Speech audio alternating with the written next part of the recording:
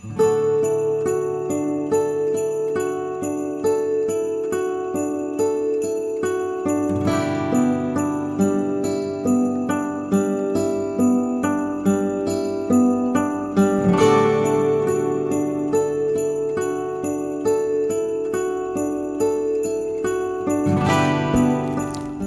Key of David, O royal power of Israel, controlling at your will the gate of heaven, come, break down the prison walls of death for those who dwell in darkness and the shadow of death, and lead your captive people into freedom.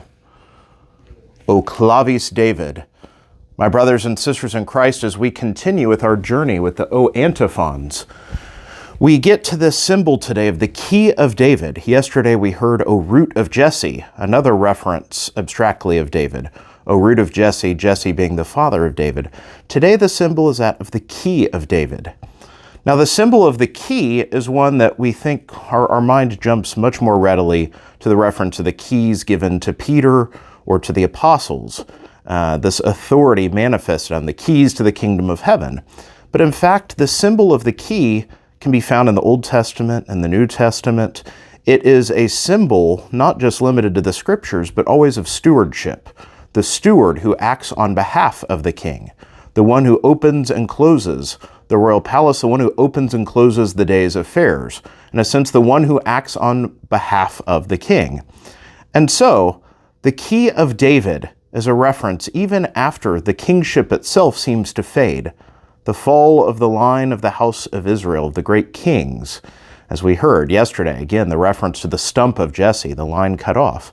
But the Key of David, someone, the steward on behalf of that line.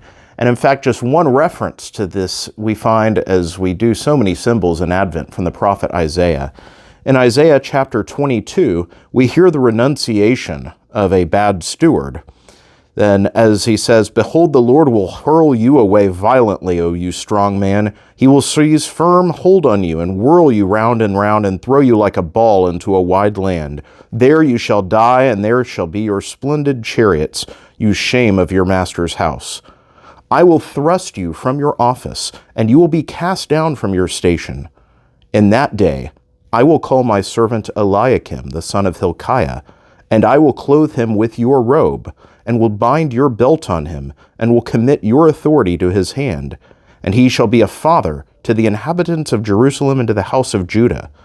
And I will place on his shoulder the key of the house of David. He shall open, and none shall shut, and he shall shut, and none shall open."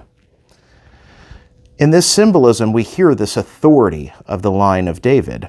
And so when we hear the key of David, it's a sign to this authority of the line. David, who had taken up the mantle as priest and king of the house of Israel. And so, when we hear the reference to the Key of David, we're not hearing a reference to something that Jesus himself will receive. In fact, Jesus himself is the Key of David. Those who have been stewards of the coming king, who have acted on behalf of the one who has the true authority to bind and loose, to open and shut.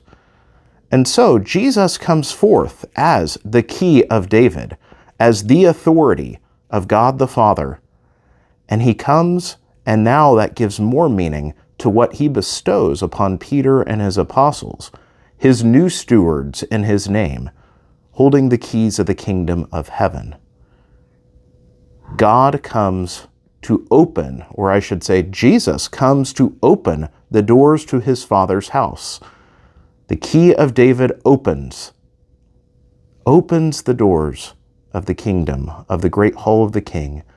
Jesus comes at Christmas to open the doors to his Father's house for us, that we may enter and abide with our God and King. O Key of David, come to us quickly. May God bless you all.